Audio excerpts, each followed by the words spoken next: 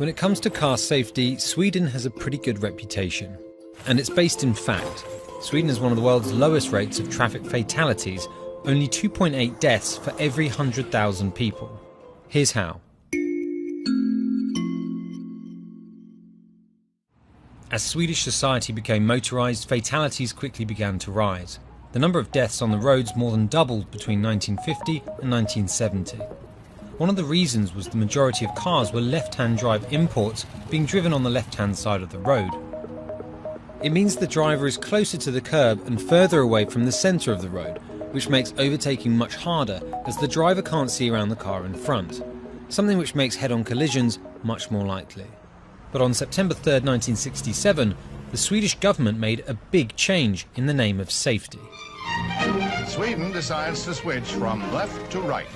The country changed to driving on the right-hand side of the road. Its traffic infrastructure was completely revamped in just one day. That included changing 360,000 road signs. Understandably, safety was a huge focus.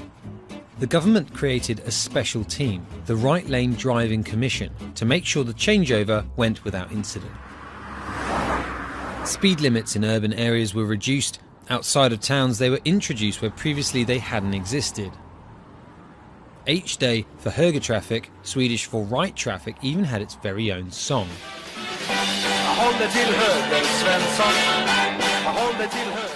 There were plenty of other everyday reminders too, like these helpful glasses or H-Day underwear.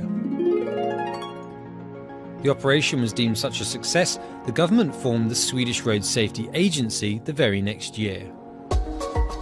Some of the first things it achieved: lowering speed limits and making seatbelts and motorcycle helmets law. Meanwhile, the country's biggest car maker, Volvo, invented the industry-changing three-point safety belt, giving up the patent so that any automaker could use it in their vehicles.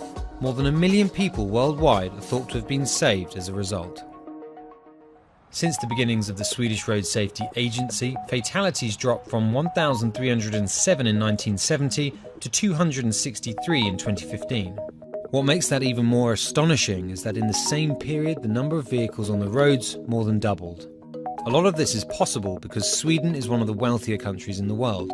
It's invested a lot of money in road infrastructure, separating cyclists and pedestrians from traffic and strictly policing speed limits and drink driving.